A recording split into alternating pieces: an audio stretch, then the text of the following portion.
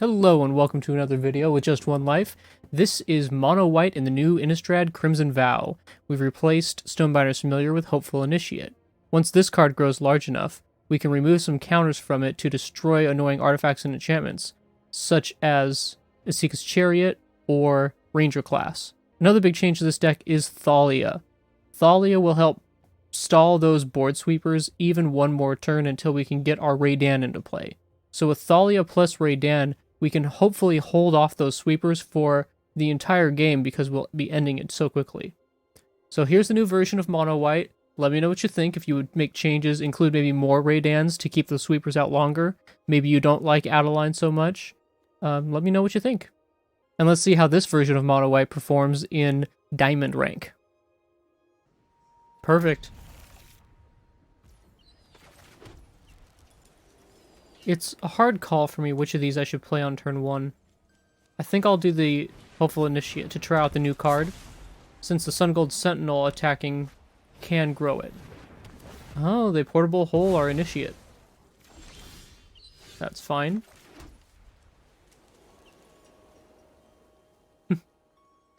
We can Portable Hole their Portable Hole. And play an Usher. Opponent says nice. Thanks.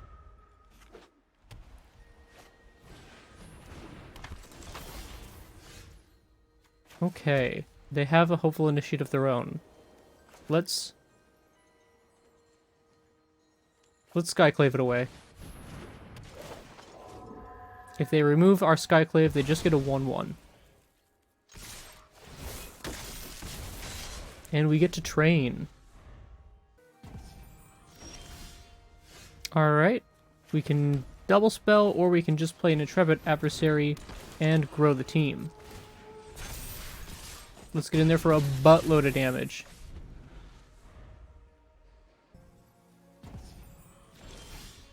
Alright, let's get in our final attack.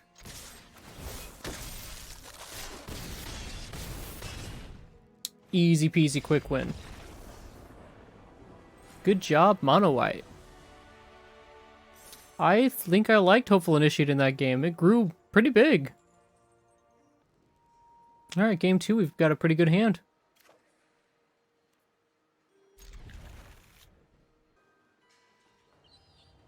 Opponent has mulliganed, and I believe they'll be playing Mono Black Control. So it's too bad we don't have a Thalia in hand. Let's try a Luminarch, see if it gets killed.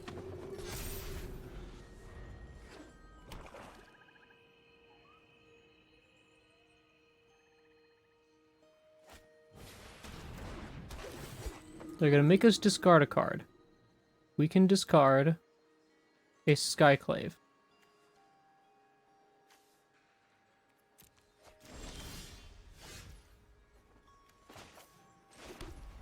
Okay, so we can Luminarch plus Portable Hole. Let's attempt it.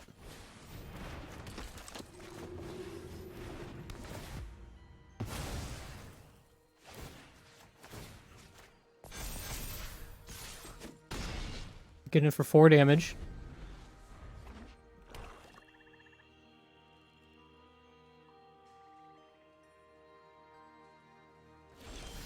Opponent plays no spells and passes.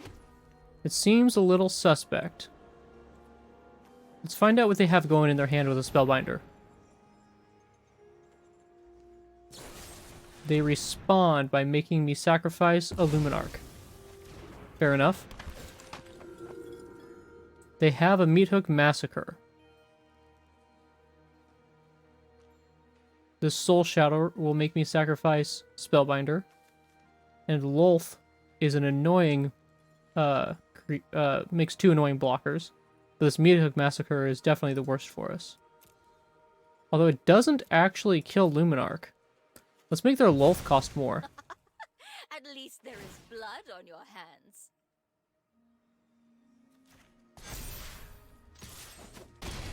So Luminarch is just going to be our big beater.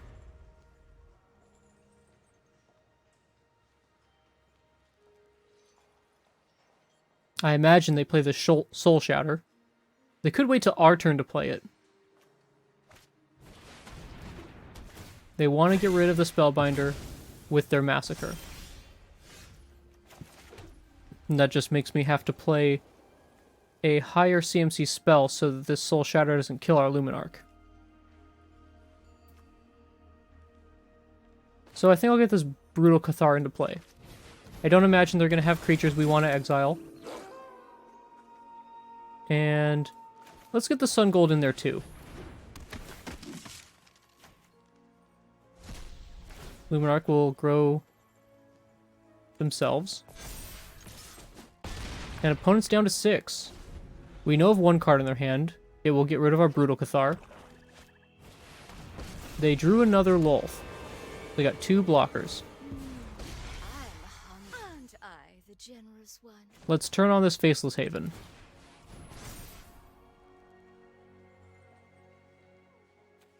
We will make... Oh no. That's too bad. I think it's alright. We'll move to combat. Make this Sun Gold Sentinel have 3 toughness, so it doesn't die to 1 spider. And we'll attack everybody at them.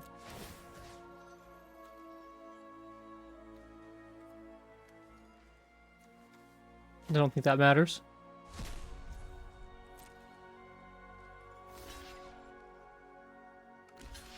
Yep, no matter the blocks, this is a lethal attack. Since these meat hook triggers go on the stack after death. So, good game. Mono White takes it down again. No turn 1. But we are on the draw.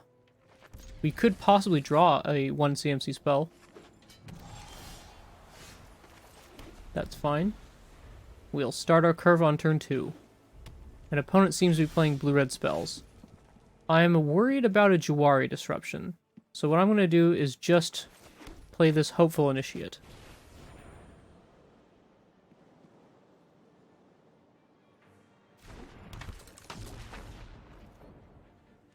It seems that was what their response would have been. Good thing we played around it.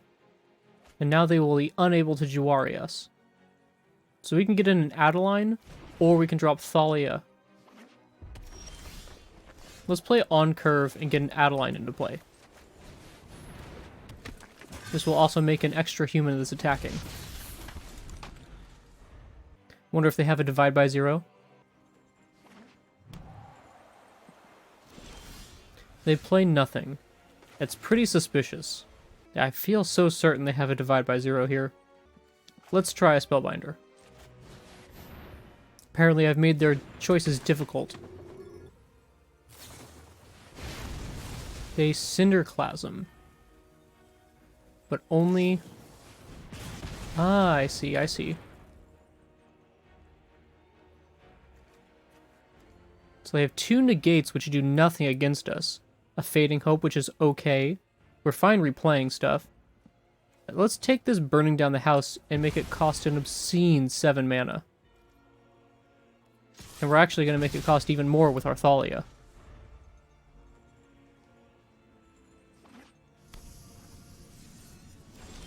Now that they've played their Spikefield Hazard, now we can get in Thalia.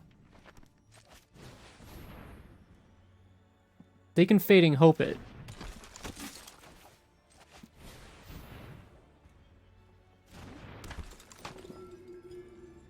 Turns out they didn't have a Jawari Disruption earlier. They were just holding up this Spikefield Hazard. So let's start growing our Thalia.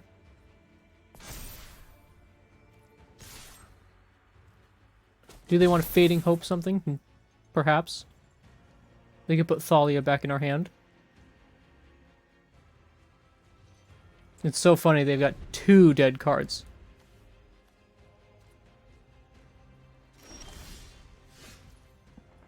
Okay. So now they've got 2 unknowns in hand. We could just fire up this Faceless Haven. We know that they have this Fading Hope to bounce something. I'm sure they're expecting to do that during combat. We haven't played a land this turn, so let's just turn on our Faceless Haven. if they choose to bounce that, then we can still replay it.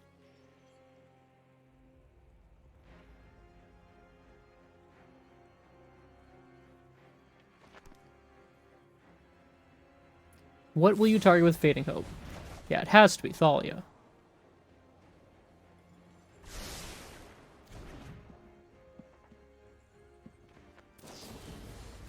Another Fading Hope.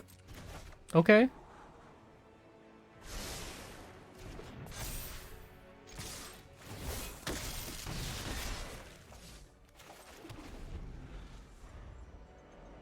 So our next turn's likely going to be a Thalia. A gold span. Well, Skyclave can't hit that. It's 1 CMC too high. Sorry, mana value. They have 1 mana available. Instead of playing this Thalia, I think I would actually rather play Intrepid Adversary and growing it. And if we buff this Luminarch, it's the same as buffing both of them, since Hopeful Initiate trains. Hopeful Initiate's been better in this game than Stonebinder's Familiar would have been. We've exiled 0 things. So Stonebinder would be just a 1-1. Well, 2-2.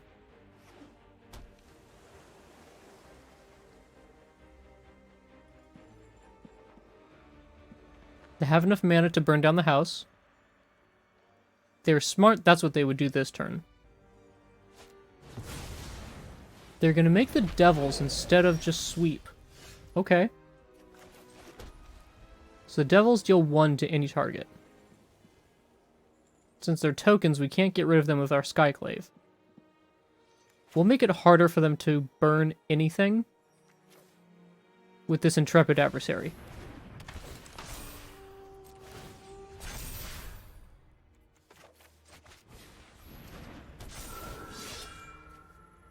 We'll grow this and come in with all 3 of our creatures.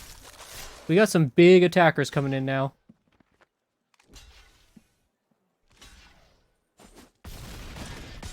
Yeah, these blocks all feel pretty forced. They can kill one of our Intrepid Adversaries. Either one. They deal damage to us. They must have a sweeper in their hand.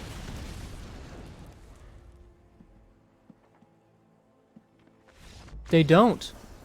Well, there's another one for Mono White. Seems like this new version of Mono White is even stronger, and the last version was already the top deck. Whew. Perfect, we've got an Hopeful and an Usher. Tough choice on which one to play first. I think in this match it's going to be Usher first.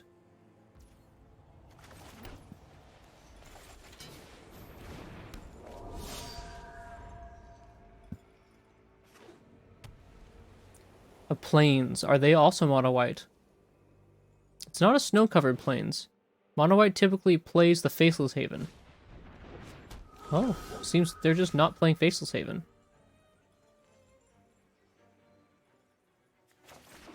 Let's play our Intrepid Adversary. And I'm sure they trade off the Usher for the Familiar. Yep. I could have just created a soldier token instead of Intrepid Adversary. It may have been the right move to add just one more creature to the board. A Thalia. Love to see Thalia. However, we have a portable hole. Or we could just Brutal Cathar it away. Let's do that so we can get in 3 damage.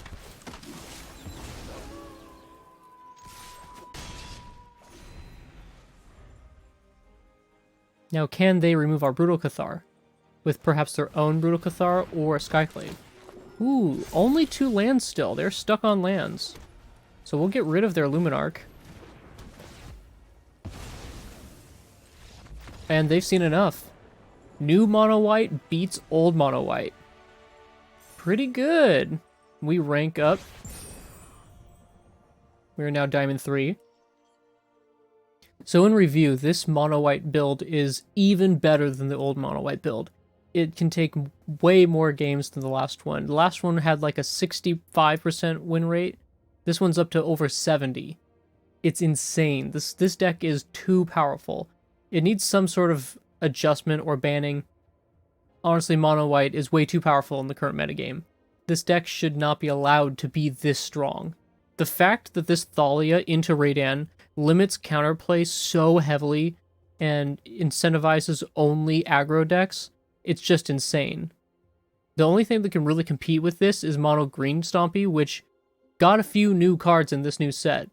But yeah, mono white's going to be on the loose for the next 3 months at least. So expect to see a lot in the metagame. But I won't make you keep watching a lot of it. I'll probably revisit this deck in a few weeks' time, but until then, take it easy. Thanks for stopping by.